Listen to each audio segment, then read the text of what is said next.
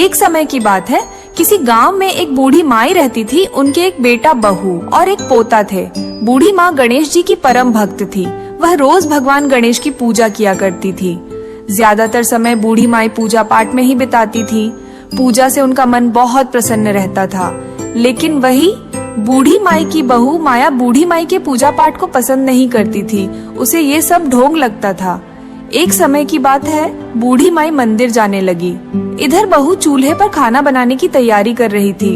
अरे बहू, मैं गणेश जी के मंदिर जा रही हूँ। पूजा करके आने में थोड़ी देर हो जाएगी। तुम तब तक खाना बना के रख लेना। ये बुढ़िया पूजा के नाम पर बस घूमती रहती है और घर का काम करने में इसे बहुत आफत आती है। माया खाना बना ही रही होती है कि तभी सोनू खेलते हुए वहाँ आ गया। उसने चूल्हे से जलती हुई लकड़ी निकाल ली, जिससे उसके कपड़ों में आग लग गई। बहू दौड़ कर आई और आग को बुझाने लगी। तब तक बच्चा बहुत जल गया था। थोड़ी देर बाद बूढ़ी माई मंदिर से आई। उन्होंने देखा कि आज तो रसोई में बहू ने झाड़ू तक नहीं लगाई, ना ही खाना बना था। अरे बहू, ये क्या, इतनी देर हो गई, अभी तक खाना नहीं बना। बहू, बहू, ये सोनू को क्या हो गया? हे गणेश जी महाराज, ये क्या हो गया? माँ जी, आप वहीं रुकिए। आप मेरे बेटे से दूर ही रहिए। क्या हुआ बहू, तू ऐसा क्यों बोल रही है? ठीक ही तो कह रही हूँ। आपकी वजह से ये सब हुआ है। आपको तो बस पूजा पाठ से मतलब है और किसी से नहीं है। अब तक आपको क्या फल दे दिया आपकी इस पूजा ने? क्या आपके भगवान मेरे बेटे को ठीक कर देंगे? आप जाइए यहाँ से। बूढ़ी माई को माया की बात से बहुत ठेस पहुँचती है। बूढ़ी माई रोते हुए वहाँ से चली जाती है और भगवान गणेश के पास बैठकर रोने लगती है। फिर शाम को बूढ़ी माई का बेटा राजू आता है। तब माया उससे बूढ़ी माई की शिकायत करने लगती है। सुनो जी, अब इस घर में या तो आपकी माँ रहेगी या फिर मैं। क्या हुआ माया, ऐसा क्यों बोल रही हो? आपको सोनू की हालत दिखाई नहीं दे रही? सब आपकी माँ के कारण हुआ है। उन्हें घर का एक काम नहीं करना होता। मैं कितना काम करूं, कितना ध्यान दूं? उन्होंने तो बस एक पूजा का ढोंग बना रखा है।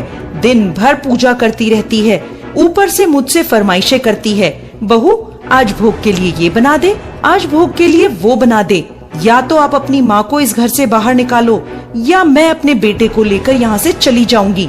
अब मैं इस घर में आपकी माँ के साथ और नहीं रह सकती। पर मैं माँ को इस उम्र में घर से बाहर कैसे निकालूं? मैं कुछ नहीं जानती। मैं अब आपकी माँ के साथ इस घर में नहीं रहूंगी। अच्छा, रुको, मैं कुछ उपाय सोचता हूँ। अब तो बूढ़ी माई का बेटा चिंता में पड़ जाता है। बहुत सोच विचार करके वह अपनी माँ को निकालने को तैयार हो जाता है और माँ के पास जाता है और कहता है, बेटा, तू आ गया? अब सोनू कैसा है? माँ, वो तो अब ठीक है। बेटा, देख ना, बहू को समझा। वो मुझे सुबह से उल्टा सीधा बोल रही है।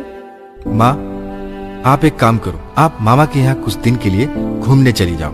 जब माया का मन शांत होगा तो वापस आ जाना। लेकिन बेटा, मैं तो सालों से अपने मायके नहीं गई हूँ। मुझे रास्ता भी नहीं पता। कोई नहीं माँ, मैं आपको छोड़ आऊंगा। अगली सुबह राजू बूढ़ी माँ को अपने साथ लेकर जाता है। चलते चलते वो एक जंगल में पहुँच जाते हैं। क्या हुआ बेटा, यहाँ क्यों रुक गया? माँ, मुझे जरा जरूरी काम है, यहीं से लौट रहा हूँ। और हाँ, यही है तुम्हारे मायके का रास्ता, इससे चली जाना। अब मैं चला जाता हूँ। लेकिन ये रास्ता कैसे हो सकता है? मेरे मायके के रास्ते में जंगल तो आता ही नहीं है। अरे माँ, आपको गए कई साल हो गए हैं ना, इसलिए आपको मालूम नहीं। तब यहाँ जंगल नहीं था, अब जंगल लग गया है। अब मैं चलता हूँ माँ। लड़का वहाँ से चला जाता है। बूढ़ी माई रास्ते पर चलने लगती है और चलते चलते बहुत दूर पहुँच जाती है। अब शाम होने वाली थी और वन अभी खत्म नहीं हुआ था। माँ समझ चुकी थी उसके बेटे ने उसे हमेशा के लिए त्याग दिया है। बूढ़ी माई को बहुत प्यास लगी थी। तभी बूढ़ी माई को एक तालाब दिखाई देता है। वह वहीं हाथ पैर धोती है और पानी पीती है। वहीं बैठकर रोने लगती है और भगवान गणेश से प्रार्थना करती है, हे भगवान, मुझे पता है मेरा बेटा मुझे मरने के लिए छोड़ गया है। अब वो मुझे लेने नहीं आएगा। लेकिन भगवान, मेरे बच्चों को खुश रखना, मेरे पोते को जल्दी से अच्छा कर देना। उसकी रक्षा करना, मुझ पर दया करना प्रभु। ऐसा कहकर वो वहीं आंखें बंद करके भगवान गणेश की आराधना करने लगी। बूढ़ी माई ने सोच लिया था कि अब वो वहीं अपने प्राण त्याग देंगी। तभी उसे एक बालक की मधुर सी आवाज आई। जब उसने आंखें खोली तो देखती है कि एक छोटा बालक उसके सामने बैठा था। माई, क्या आप पूजा कर रही थी? हाँ बेटा, पूजा कर रही थी। दिन भर पूजा नहीं कर पाई तो सोचा अभी कर लेती हूँ। माई, मुझे प्रसाद नहीं दोगी? बेटा, मेरे पास प्रसाद तो है नहीं, मैं तुम्हें क्या दूं? माई, कुछ नहीं है तो ये पत्ते ही दे दो। ठीक है, मैं अभी पत्ते तोड़कर लाती हूँ। बूढ़ी माई पत्ते तोड़ कर लाए और बालक के सामने रख दिया। भगवान की कृपा से बालक ने उन जंगली पत्तों को स्वादिष्ट भोग में बदल दिया। ये देख बूढ़ी माई के आश्चर्य का ठिकाना न रहा। बूढ़ी माई बहुत खुश हुई और उन्होंने बच्चे को गले लगाकर पूछा, ये कैसा चमत्कार है बेटा? तुम कौन हो? ये सब तो गणेश जी की माया है। चलो माँ, अब भोजन करते हैं। एक निवाला तुम मुझे खिलाना, एक निवाला मैं तुम्हें खिलाऊंगा। माँ जी, आप यहीं रहिए, यहाँ से कहीं मत जाना। रात हो चुकी है, आगे जाओगी तो जंगली जानवर तुम्हें नुकसान पहुँचा सकते हैं। बालक की बात मानकर बूढ़ी माई वहीं रुक गई और वहीं एक पेड़ के नीचे सो गई। सुबह जब बूढ़ी माई की आंख खुली तो देखती है कि वहाँ बहुत ही सुंदर घर बना है, जहाँ किसी चीज की कोई कमी नहीं है। जब वह बाहर निकली तो देखा वहाँ भगवान गणेश का मंदिर भी था। ये देख बूढ़ी माई बहुत खुश हुई। फिर क्या बूढ़ी माई ने स्नान किया और भगवान गणेश की पूजा करने लगी और उसी घर में खुशी खुशी रहने लगी। उसे वहाँ किसी चीज की कमी न थी। इस बात को सालों बीत गए। इधर बूढ़ी माई के बेटे के घर में उनके जाते ही कुछ भी नहीं बचा। सब धन संपत्ति नष्ट हो गई। बेटा बहुत गरीब हो गया, यहाँ तक कि उन्हें अपना घर तक बेचने की नौबत आ गई। सुनो जी, घर में अन्न का एक दाना भी नहीं है। सोनू भूख से तड़प रहा है। अब इस गांव में हमारा गुजारा बहुत मुश्किल है। क्यों ना हम ये गांव छोड़कर शहर चले जाएं? वहाँ हम दोनों कोई ना कोई काम करके पैसे जुटा लेंगे। पेट में 2 रोटी तो आएगी। हाँ माया, तुम सही कह रही हो। अब यहाँ कुछ बचा नहीं है, हमें शहर जाना ही होगा। राजू अपनी पत्नी और बच्चे के साथ गांव छोड़कर शहर की ओर निकल पड़ा। शहर जाते समय रास्ते में वही घना जंगल पड़ा जहां राजू ने अपनी माँ को सालों पहले छोड़ा था।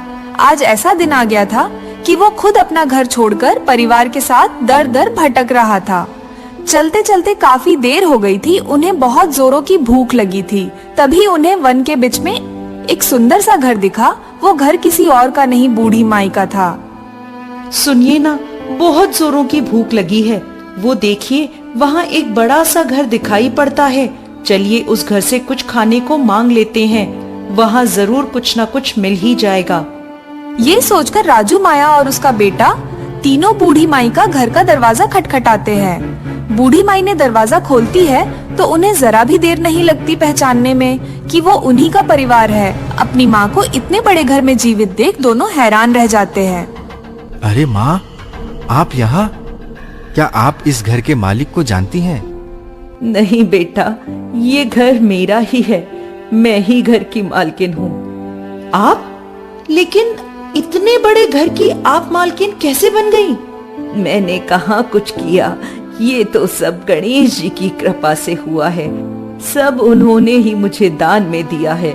क्या करूं, मेरी औलाद ने तो मुझे मरने के लिए इस जंगल में छोड़ दिया था, लेकिन गणेश जी ने मुझे संभाल लिया। वो एक बालक के रूप में आए और उन्होंने मुझे ये सब दे दिया। माँ, हमें क्षमा कर दो। मैंने आपको घर से निकालकर बहुत बड़ा पाप किया था और शायद उसी पाप की सजा हमें मिल रही है। मैं अपने परिवार के साथ सड़क पर आ चुका हूँ। न बारिश से बचने के लिए हमारे पास छत है, न पेट भरने के लिए खाना। हाँ माँ जी, मुझे माफ कर दीजिए। मैं आपको, आपकी पूजा को बहुत कुछ बोलती थी। शायद इसी का फल अब हम भोग रहे हैं। नहीं नहीं बेटा, मैं तो माँ हूँ, मैं तो क्षमा कर ही दूंगी, लेकिन तुम्हारी नियति तुम्हें क्षमा नहीं करेगी और उसी का परिणाम तुम लोग भुगत रहे हो। और मुझे लगता है कि अब तुम्हें अपनी गलती का पछतावा हो चुका है और इसी क्षण के लिए ही गणेश जी ने मुझे जीवित रखा था। मैं ये सब धन संपत्ति का क्या करूंगी? ये सब तुम्हारा ही है। वैसे भी मेरा समय तो अब पूरा हो चुका, इस लोक को छोड़कर परलोक जाने का। ऐसा कहकर बूढ़ी माई अपने प्राण त्याग देती है और गणेश लोक में उनकी आत्मा को स्थान मिल जाता है। इधर बूढ़ी माई का परिवार पछतावे के आंसू बहता रहता है।